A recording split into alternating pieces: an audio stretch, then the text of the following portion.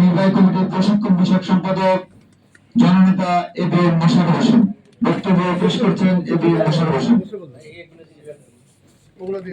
বিসমিল্লাহির রহমানির রহিম। বাংলাদেশ আলাদা আছে এখন বসে পড়া যায়।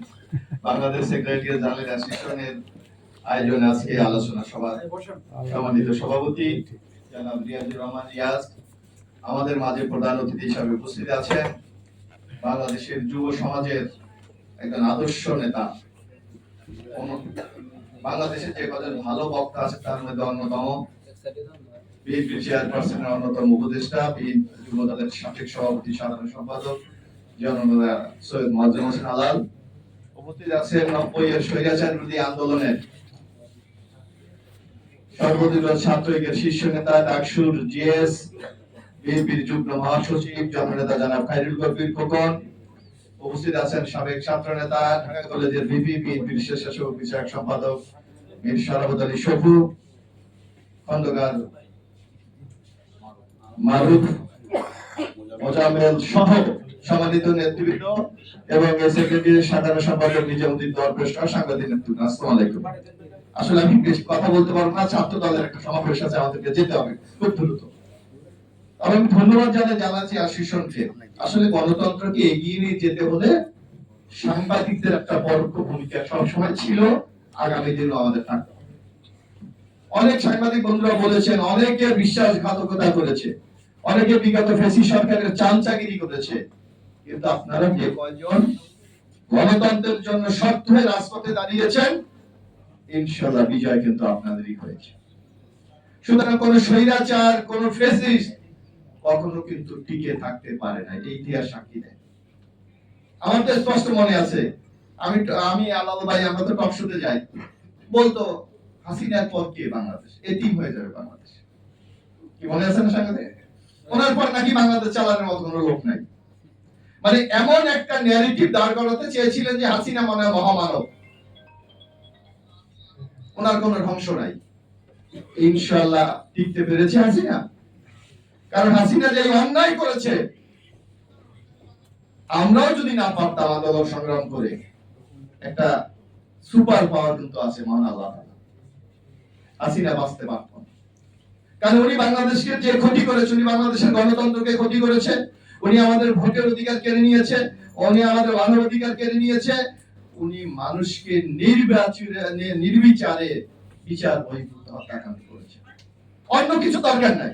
আমি জানি না আলাল ভাই এখানে আছেন, খোকন ভাইরা আছেন, অন্য কিছু দরকার নাই। একটা বিষয় শেখ হাসিনা আমরা কিন্তু ভালোভাবে তুলে ধরতে পারি না, সাংবাদিক বন্ধুরা আপনারাও অত তুলে ধরেন না।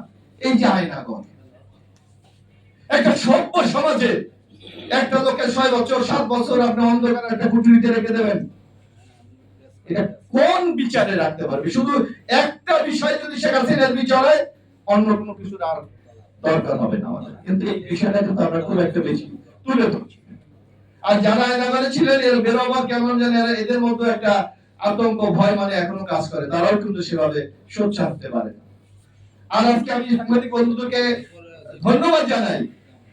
অনেকে অনেক কথা বলে, আমাদের একজন এনসিবির একজন নেতা এখানে আছে, জামাতের নেতা আছেন, আরে আপনি যে কাঙ্ক্ষিত লক্ষ্যে পুষতে চান, আপনাকে ওই লক্ষ্যে পুষতে হলে তাকে আপনাকে গণতন্ত্র দরকার। গণতন্ত্র ছাড়া তো কোন লক্ষ্যে আপনি বুঝতে পারবেন না, কারণ শেখ হাসিনা ফ্যাসিস্টের মাধ্যমে দেশটাকে আজকে একেবারে ধ্বংসের চূড়ান্ত পর্যায়ে নিয়ে গেছে। আমি তো মনে করি এই গত 1 বছর, আগামী কালকে 1 বছর হবে, আমাদের রাজনৈতিক দলগুলির মধ্যে যে ঐক্যমত হয়েছে, আমি মনে করি এটা যথেষ্ট হয়েছে। কারণ এই ঐক্যমত কমিশন 20টি বিষয় নির্ধারণ করেছে, 19টি বিষয় একমত হয়েছে। আপনি কি চান যদি 20টা হয় তাহলে তো সে আবার বাকশাল হয়ে যায়, আসিনার মতো দেশ বাংলাদেশ হয়ে যায়।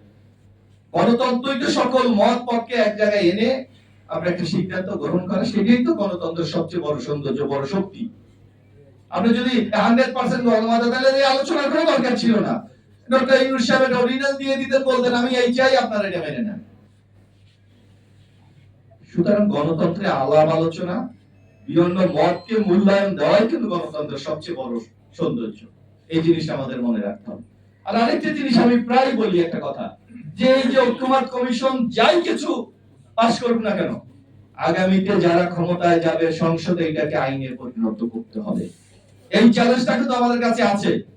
সুতরাং যতটুকু ঐক্যমত হয়ে আগামী দিনে গণতন্ত্রের যাত্রাটা আমরা শুরু করতে পারি, আমার মনে হয় সেইটাই হলো আমাদের জন্য সবচেয়ে মঙ্গলের কাজ।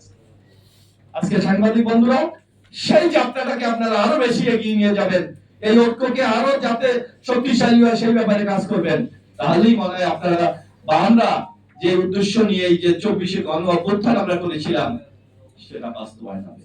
আমি এনসিপির এক বন্ধু আছে, জামাতেরও এক আমাদের বন্ধু আছেন, আপনাদের কাছে আহ্বান জানাতে চাই, ঐক্যমতের সবকিছু আমাদের ঐক্যমত আমাদের মধ্যে হবে না।